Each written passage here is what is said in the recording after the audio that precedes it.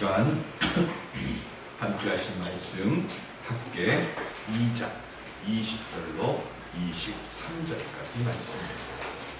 학계 2장 20절에서 23절까지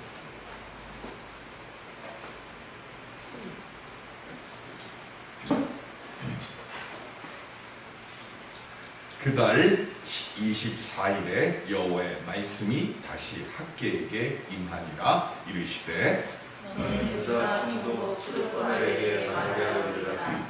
내가 하늘과 땅을 진동시킬 것이요 여러 왕국들의 보좌를 엎을 것이요 여러 나라의 세력을 멸할 것이요 그 병거들과 그 탄자를 엎드러 뜨리리니 말과 그 탄자가 각각 그의 동료의 칼에 엎드러지리라. 만군의 여호와가 말하노라. 스알렐의 아들 내 종 스룹바벨아, 여호와가 말하노라. 그날에 내가 너를 세우고 너를 인장으로 삼으리니 이는 내가 너를 택하였음이니라. 만군의 여호와의 말이니라 하시니라. 아멘. 감사로 더 큰 기적의 역사를 만들어가는 우리 모두가 될 수 있기를 주님의 이름으로 축원드립니다. 대구 부감교회라고 하는 교회가 있습니다.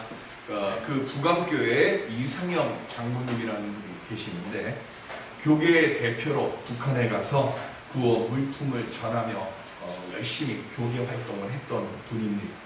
그런데 그분이 폐암 진단을 받았습니다. 그래서 수술을 받았는데 이미 암세포가 늑막과 그리고 가슴으로 전이 돼서 생명을 건지기가 어렵다고 하는 이야기를 듣습니다. 하지만 이 장로는 포기하지를 않았고 마침 그때 우리 교회처럼 그 부강교회도 교회 새롭게 건축하는 특별 건축을 위한 새벽 기도회를 하고 있었는데 그 아픈 몸을 이끌고 예배에 참석을 했다고 합니다. 그렇게 새벽에 예배를 드리던 어느 날 예수님께서 십자가에 못 박히신 모습으로 이 장로님 앞에 나타나서 손을 내미시면서 힘을 내라, 그리고 하나님께 감사하라 하는 말씀을 주셨답니다. 예수님을 만난 그때 이상영 장로는 주님 저를 살려주세요 하고 기도하지 않았고 그냥 하나님 감사합니다 하는 기도만 2시간이 넘게 드렸다고 합니다. 그런데 그렇게 감사의 제목들을 찾아서 2시간이 넘도록 감사의 기도를 마쳤을 때 하나님께서 전이 되었던 암을 깨끗이 사라지게 해주셨다고 합니다. 감사 기도에는 이처럼 아주 강력한 역사를 나타내는 놀라운 위력이 담겨 있습니다. 코로나로 인해서 많은 것들이 불편합니다. 명절임에도 불구하고 가족들도 원 없이 만나지 못하고 예배도 찬양도 기도도 마음대로 드리지 못하는 시간들 속에서 살아가고 있습니다. 많은 것이 부족하고 불편하다 보면 우리들 마음과 입에는 감사보다는 원망과 불평이 더 많이 나옵니다. 그러나 주님은 우리에게 말씀하십니다. 힘들고 어려울 때일수록 더 많이 감사하고 그리고 더 많이 주님을 의지하고 더 많이 주님께 맡기면 그때 우리가 생각하지 못했던 놀라운 하늘의 은혜가 우리들에게 임하여질 것이라고 오늘도 감사하고 그리고 쉬지 말고 기도하면서 하나님 나와 함께 주옵소서 고백하며 믿음의 걸음들을 그렇게 옮겨가라고 오늘 이 자리에 있는 우리들을 부르셨고 우리들에게 말씀해 주고 계신 줄로 믿습니다. 감사와 확신 속에서 내 믿음을 지켜가면서 더 많은 주님의 도우심을 만들어갈 수 있는 우리 모두가 될 수 있게 주님의 이름으로 기원 드립니다. 우리가 어떻게 하면 더 많은 감사의 열매들을 얻을 수 있을까요? 오늘 본문은 마지막 학계의 4번째 설교입니다. 9월 24일 날 하루에 2개의 설교가 나옵니다. 지난주에 말씀드렸던 세 번째 설교에는 하나님의 말씀에 순종하면 하나님께서 그 순종하는 믿음에 따른 복으로 응답해 주시고 역사해 주신다는 것이 세 번째 설교입니다. 오늘 네 번째 설교는 총독 스룹바벨을 굳게 내가 세워 주겠다라고 하는 말씀입니다. 그리고 모든 열방들을 심판할 때 스룹바벨은 구원될 뿐만 아니라 그를 내가 존귀하게 해 주시겠다라고 말씀합니다. 스룹바벨은 육적으로는 다윗의 후손입니다. 그리고 1차 포로 귀환 때 백성들을 이끌고 와서 성전 재건을 지휘했던 총독이에요. 16년 동안 성전 재건이 방치되어 있는 그 기간 동안에도 계속해서 이스라엘 백성들을 위한 총독으로 애를 썼고, 그리고 이제 대제사장 여호수아와 함께 스룹바벨의 성전 재건하는 일에 다시금 박차를 기하고 있습니다. 학계를 통해서 이렇게 축복의 약속을 선포받은 스룹바벨은 사실은 스룹바벨이라고 하는 한 사람 개인을 얘기하는 것이 아니라 하나님을 경외하면서 하나님의 말씀에 순종했던 모든 이스라엘 백성들, 오늘을 치면 모든 예수를 그리스도로 고백하는 성도들을 위해서, 성도들을 대표해서 말씀하시는 복입니다. 어떤 복을 약속하셨습니까? 오늘 본문 23절에 보면 그날에 내가 너를 세우고 너를 인장으로 삼으리니 그랬어요. 너를 인장으로 삼겠다라고 하는 말씀을 합니다. 어떤 의미일까요? 하나님께서 복을 주시기 전에 먼저 행하신 게 있어요. 22절의 심판입니다. 심판이 순서가 있습니다. 첫 번째 어떻게 되죠? 22절 여러 왕국들의 보좌를 엎을 것이오 그랬습니다. 하나님의 권세에 대항하는 세상 나라의 왕권들을 말씀합니다. 위서부터 하나씩 하나님께서 제거해 가십니다. 첫 번째는 뭐예요? 이 세상에서 가장 강력한 힘을 가지고 있고 지혜를 가지고 있고 육적인 뿌리를 가지고 있는 왕족이라고 하는, 왕권이라고 하는 하나님의 통치에 대항하려고, 저항하려고 하는 그 구심점이 되는 사람들을 먼저 엎어버리신다. 엎는다는 게 뭡니까? 머리 꼭대기에 있던 사람을 어느 한순간 느부갓네살처럼 야인으로 돌려버리고, 그리고 쇠사슬을 채우고 아무것도 없는 무력한 사람으로 만드는 일을 첫 번째로 행하십니다. 두 번째는 여러 나라의 세력을 멸할 것이라고 그랬습니다. 여기서 말하는 세력은 히브리어로 호제크인데 이 말의 뜻은 견고하고 강력한 국력이라는 거예요. 북한에 김정은 하나 없어진다고 해서 북한에 힘이 빠지는 게 아니에요. 그 뭐가 없어져야 되는 거예요? 그 김정은을 김정은답게 만들어가고 있는 든든한 뭐가 없어져야 돼요? 카르텔이 없어져야 되는 거예요. 힘들이 없어져야 되는 거예요. 그래서 세력을 뭐 한다고요? 멸한다고 했어요.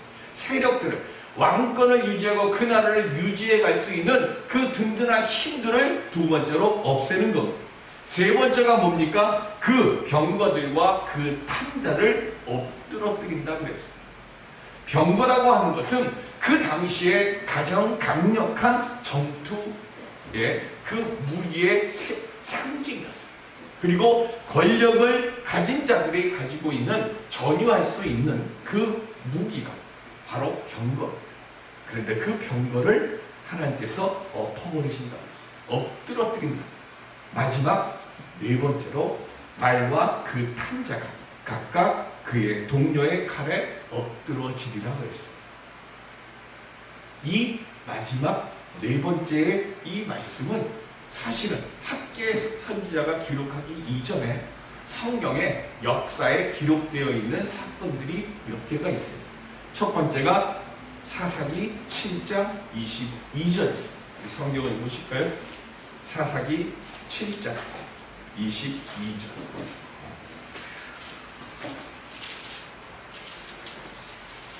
구약성경 373쪽. 사사기 7장 22절. 시작. 300명이 낙타를 불 때 여호와께서 그 온 진영에서 친구끼리 칼로 치게 하심으로 적군이 도망하여 스레라의 벳짓다에 이르고 또 닥밧에 가까운 아벨 무홀라의 경계에 이르렀으며 아멘. 기드온의 300명사가 7년 동안 미디안의 통치에 시달리는, 그리고 그 강력한 10만 대군의 세력들과 맞서서 싸웠어요. 300명으로 10만 명과 대적할 때 하나님의 말씀대로, 하나님의 작전 명령대로 행했더니 어떻게 했습니까? 자기들끼리 치고받았어요. 자기들 스스로가 괴멸하게 만들었어요. 두 번째는 역대하 20장 23절. 역대기하 20장 23절.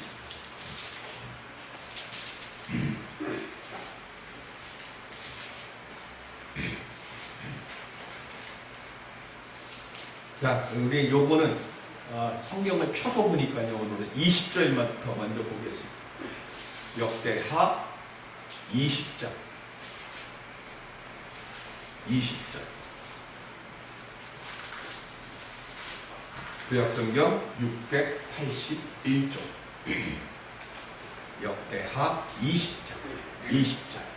이에 백성들이 아침에 일찍이 일어나서 드고와 들로 나가니라. 나갈 때 여호사밧이 서서 이르되 유다와 예루살렘 주민들아 내 말을 들을지어다. 너희는 너희 하나님 여호와를 신뢰하라. 그리하면 견고히 서리라. 그의 선지자들을 신뢰하라. 그리하면 형통하리라 하고 23절 시작. 곧 암몬과 모압 자손이 일어나 세일산 주민들을 쳐서 진멸하고 세일 주민들을 멸한 후에는 그들이 서로 쳐 죽였더라. 아멘. 예루살렘에 모압과 암몬과 마온 연합군들이 쳐들어왔습니다. 하나님의 말씀 앞에 신실했던 여호사밧은 이 절체절명의 위기의 순간에 어찌할꼬 하며 원망하지 않고 한탄하지 않고 허둥대지 않고 뭘 했어요? 하나님께 기도드렸습니다. 뭐라고 기도드렸습니까? 어찌할 방법도 없고 능력도 없고 그저 하나님만 바라봅니다. 그러니 하나님께서 하나님의 방법으로 이 전쟁을 하나님 이끌어 주십시오 하고 하나님의 손에 모든 걸 맡겼습니다. 그때 하나님께서 뭐라고 응답하셔요? 이 전쟁에서 너희들이 할 일이 없을 것이다. 그리고는 지금 여호사밧이 이 3개국 연합군과 맞서서 전쟁을 나가는데 칼과 창, 방패를 들고 나가는 게 아니라 성가대를 맨 앞에 세워요. 그리고는 하나님을 찬양하면서 전쟁터로 갑니다. 그리고 그 전쟁터로 나가는 백성들에게, 군인들에게 여호사밧은 딱 한마디만 합니다. 뭐라고 했어요? 하나님을 신뢰하라. 하나님을 말씀을 전하는 선지자들을 말을 의지하라. 그렇게 말하고 찬양들을 앞세워서 찬송하면서 행진할 때 적군들 스스로가 무너져 내렸습니다.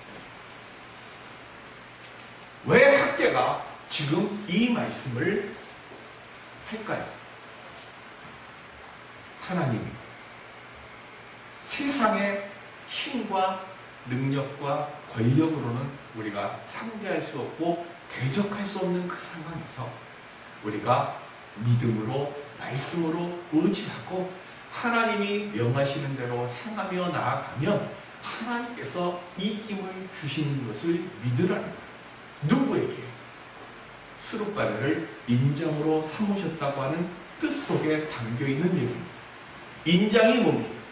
제가 요즘 교회 이전 문제로 수많은 서류들을 준비합니다. 그런데 그 많은 서류를 준비할 때 보면 반드시 뭐가 있는가 하면 제 임감도장과 교회 직인을 찍어라고 하는 란이 나와요. 아무리 많은 거 모든 걸 다 기록을 해놔도 도장을 찍지 않으면 그게 어떻게 돼요? 효력이 없습니다. 그리고 제가 이게 우리 교회의 인감이고 이게 내가 사용하는 인감이다라고 하는 등록을 해놓지 않은 다른 도장으로 찍어도 그 문서는 효력이 없습니다. 여기 스룹바벨을 인장으로 삼는다라고 하는 이 말씀의 뜻이 뭐냐면, 내가 도장을 찍으면 이 도장을 찍은 이 서류는 뭐가 되는 거예요? 이제는 내가 동의한 거예요. 그리고 이 서류는 내가 도장을 찍음과 동시에 이제부터는 뭐가 되는 거예요? 온전히 이것대로 되겠다라고 하는 것에 대한 마지막 최종 승인이 되는 거예요. 인장, 스룹바벨을 인장으로 삼는다라고 하는 이 말씀의 뜻에는 하나님께서 스룹바벨을 내 백성으로, 그리고 스룹바벨을 내가 책임지겠다라고 하는 권리와 의무를 동시에 하나님이 내가 지금 너로 하여금 확증짓는다는 얘기예요. 그리고 그렇게 찍은 것은 변경이 됩니까? 안 됩니까? 안 되는 거예요. 아무리 왕이 찍어도, 그죠? 우리 다니엘 얘기를 알잖아요. 인장이 찍힌 것을 알고도 다니엘서 6장 10절에 보면 다니엘이 예루살렘 동편 쪽을 향하여 창문을 열고 습관대로 기도하더라 그랬어요. 인장이 찍혔다는 것은 얘기는 뭐냐면, 왕이 그렇게 하자라고 선포를 해놓으면 다니엘을 왕이 아무리 사랑해도 자기가 이거는 뭐가 되는 거예요? 번복이 불가하다는 거예요. 하나님께서 스룹바벨을 인장으로 삼는다는 것은 변치 않는 신임과 사랑을 내가 베풀어 주겠다라고 하는 것에 대한 확증이라는 거예요. 이 말씀은 육신으로는 스룹바벨의 후손이 되는 이스라엘 백성들이 향한 말씀과 동시에 육신을 입고 이 땅에 오신 예수 그리스도의 예표로 기록되는 말씀이 바로 이 말씀이에요. 학계는 열국을 심판할 때 스룹바벨, 즉 이스라엘을 남겨두신다라고 했습니다. 마찬가지입니다. 구약성경의 스룹바벨, 즉 구원받을 이스라엘은 예수 그리스도께서 오신 뒤에는 대속의 은혜를 통해 구원받을 자격을 얻은 우리 모든 성도들을 말합니다. 그러니까 스룹바벨을 인장으로 삼으셨다는 이 말씀은 오늘 우리들을 뭐로 하신다는 거예요? 우리들도 하나님께서 인장으로 삼으시겠다는 뜻입니다. 그러면 그 안에 우리가 먼저 알아야 될 게 있습니다. 마태복음 1장 21절. 마태복음 1장 21절. 우리가 성탄절 가까우면 늘 읽고 암송하는 말씀이에요. 너무 잘하는 말씀입니다. 자, 시작. 아들을 낳으리니 이름을 예수라 하라. 그리고 나서요, 이는 그가 뭐라고 했어요? 자기 백성을 그들의 죄에서 구원할 자이심이라 하니라. 아멘. 여기에요, 예수님께서 이 땅에 육신을 입고 오셔서 하실 일 세 가지가 기록되어 있어요. 첫 번째는 뭘 해요? 자기 백성을 만드는 거예요. 예수님이 육신을 입고 이 땅에 오셨어요. 그래서 이름이 예수인데 예수의 뜻 안에 세 가지가 담겨 있는 거예요. 첫 번째 뭐예요? 자기 백성을 이랬어요. 자, 예수님의 백성이 있어야 되는 거예요. 이스라엘 백성들은 육신을 입고 이 땅에 태어나는 그 순간부터 무조건 자연스럽게 이스라엘 백성이 됩니다. 그러면 예수님의 백성은 태어나면 바로 되나요? 아닙니다. 예수님의 백성은 모든 사람에게 다 구원받음의 길이 열려져는 있어요. 그죠? 모든 사람들이 예수님의 백성이 될 수도 있어요. 백성이 될 수 있는 기회는 다 열려 있어요. 그런데 예수님의 백성이 되기 위해서는 뭘 해야 되는 거예요? 예수님이 말씀하신 문 안으로 들어와야 예수님의 백성이 되는 거예요. 즉, 예수를 그리스도로 고백하는, 그래서 성부, 성자, 성령의 이름으로 세례를 받는 자들은 이제 뭐가 되는 거예요? 예수님의 백성이 되는 거예요. 그리고 예수님의 그렇게 백성이 되기 위해서는 두 번째 뭘 해야 되는가 하면 내가 죄인임을 알아야 돼요. 내 죄가 무엇인지를 알아야 되는 거예요. 예수님이 문을 활짝 열어놨습니다. 그런데 안 들어와요. 왜 안 들어옵니까? 그게 죄입니까? 예수 안에 들어오는 자들은 죄가 뭔지를 알아요. 그래서 예수 안에 들어오는 거예요. 그 사람들은 뭐가 되는 거예요? 자기 백성이 되는 거예요. 예수님의 백성이 되는 거예요. 애국과 바벨론에 지금 포로로 잡혀 있어요. 그런데 이 애국과 바벨론의 포로로 잡혀 있는 이 이스라엘 백성들은 자기들 능력의 힘으로는 도저히 빠져나올 수가 없어요. 출애굽할 때 자기들 스스로 나왔습니까? 아니에요. 출애굽할 때는 누구의 인도를 받아서 나왔어요? 하나님의 대언을 받은, 그죠? 하나님의 명령을 받아서 이 백성들을 이끌고 나오라고 명을 받은 모세를 통해서 이 이스라엘 백성들이 애굽에서 나오는 거예요. 그럼 바벨론에서는 자기들 힘으로는 바벨론에서 나올 능력이 없어요. 그러니까 어떻게 합니까? 바벨론을 멸망시킨 파사의 왕 고레스를 통해서 하나님께서 이스라엘 백성들을 예루살렘으로 돌아가라고 명하신 거예요. 마찬가지 우리들도 내 이 죄의 사슬, 애국과 바벨론이라고 하는 죽음의 사슬에서 우리 힘으로는 도저히 나올 수가 없어요. 나올 수가 없으니까 이 죄의 사슬에서 끊고 우리로 하여금 구원의 길, 하나님이 약속해 주신 가나안 땅으로 들어갈 수 있는 길을 만들어 주시는 것, 그게 뭐예요? 예수 그리스도의 십자가의 대속의 은혜를 통해서 내가 이제는 구원의 길이 열려지는구나 하는 것을 알게 만드는 거예요. 그리고 그것을 안 자들이 세 번째로 뭐 했어요? 그들의 죄에서 구원할 자이심이라 그랬어요. 세 번째로 그 죄를 깨닫고 회개하면서 예수님 앞에, 주 앞에 서는 자는 구원의 길로 인도해 주시는 거예요. 그래서 우리에게 예수님께서 공생에 시작하시면서 첫 번째로 하신 말이 뭐예요? 회개하라. 회개를 하라고 하는 이 말은 회개를 해야 예수의 백성이 되고, 회개를 해야 죄의 사슬을 끊고, 회개를 해야 예수님이 열어놓으신 그 집 안에 내가 들어올 수 있기 때문에 그렇습니다. 그래서 회개가 강조되는 거예요. 하나님은 이 구원의 역사를 온전히 이루시기 위해서 예수 그리스도를 이 세상에 보내주셨고 십자가의 은혜를 베풀어 주신 것입니다. 우리는 예수 그리스도의 십자가의 은혜와 부활의 역사를 믿기 때문에 지금 수르바벨처럼 구원의 인장이 되어서 하나님의 도우심과 생명 살림의 역사를 얻게 되는 거예요. 어떤 목사님이 일본의 교회가 1%입니다. 일본의 기독교율이 1%에서 1.5%입니다.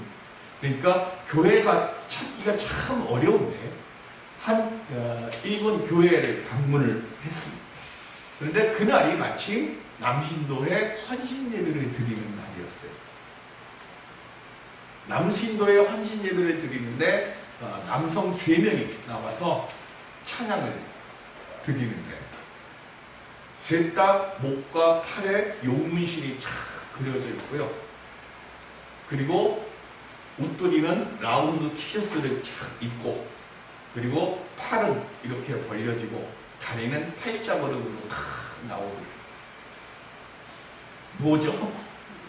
야구장. 딱 보면 야구장이에요. 근데 이 3명의 찬양을 드리는데 너무나 은혜해요. 너무 은혜로운 찬양을 듣고 난 뒤에 그 중에 한 분이 이렇게 간증을 시작합니다. 저희 셋은 다 야구자였습니다. 그런데 저희 3명이 공교롭게도 다 한국인 아내를 만났습니다. 그리고 이 만난 한국인 아내들의 전도를 통해서 우리가 예수를 영접하게 됐습니다. 예수를 영접한 뒤에 저희들이 두목을 찾아갔습니다. 그리고는 3명이 동시에 왼손을 들어 올렸어요. 그리고 하는 말이 저희 손을 보십시오. 그랬더니 새끼손가락에 3명이 다 없는 거예요. 이 약부자 출신의 집사님이 간증을 계속합니다. 저희가 예수님을 영접하고 난 뒤에 두목을 찾아가서 저희 이 약부자를 탈퇴하겠습니다. 그리고 두목도 예수를 믿으세요. 그리고 구원 받으세요. 라고 전도를 했대요. 처음에는 무슨 황당한 말이냐고 끌고 웃던 이 두목이 계속해서 저희가 나갈 거라고 얘기를 하니까 대로를 하고는 전 조직원들을 식당에 다 불러 모았답니다. 그리고는 전 조직원들 앞에서 다시 두목이 이야기하더랍니다. 너희들 정말로 이 조직을 나갈 거야? 그랬더니 예. 그랬더니 식탁 위에 손을 올려 하더래요. 그 약부자의 그 조약에 보면 탈퇴할 때는 손가락 하나를 잘라내도록 되어 있더랍니다. 그래서 자기들은 왼손의 새끼손가락을 다 잘라내고 여기 지금 서 있습니다. 라고 간증을 했습니다. 손가락을 한번 보시죠. 다 깨끗합니다. 약부자 출신의 사람, 예수를 믿는다. 그 결심과 예수를 믿겠다라고 하는 그 마음의 다짐으로 자신들의 손가락을 잘라냈습니다. 자기의 손가락을 포기하면서까지 예수를 믿는다고 합니다. 우리들은 예수님을 믿기 위해서 무엇을 지금 잘라본 적이 있습니다. 나는 예수를 믿기 위해서 내 손가락처럼 내가 아까워하고 꼭 있어야 할 것, 내 욕심이나 어리석음이나 아니면 내 마음속에 일어나는 죄된 생각이나 우리는 그걸 잘라내기 위해서 얼마나 기도해 받고 얼마나 몸부림치며 주님께 우리가 외쳐갔습니다. 오히려 사람들의 인정받고 사람들에게 더 많은 대접받지 못한다고 섭섭해하고 또 주의 일을 해서 무엇하냐며 스스로 맡은 바의 일을 외면해보지는 않았습니다. 우린 주님에게 10개의 손가락이 있는데 20개의 손가락을 달라고 10개를 더 달라고 우리는 주님 앞에 따지듯 기도해보지 않았습니다. 우리는 오직 하나님의 인정을 받으며 살아가야 하는 존재입니다. 절대로 잊지 말고 살아가시길 바랍니다. 조그마한 명성, 조그마한 성공, 당장에 편하고 지금 당장에 웃는 것보다는 마지막에 주님의 도우심과 인정받는 그 인도하심으로 온전히 서는 우리가 되는 것이 더 소중한 것 아닙니다.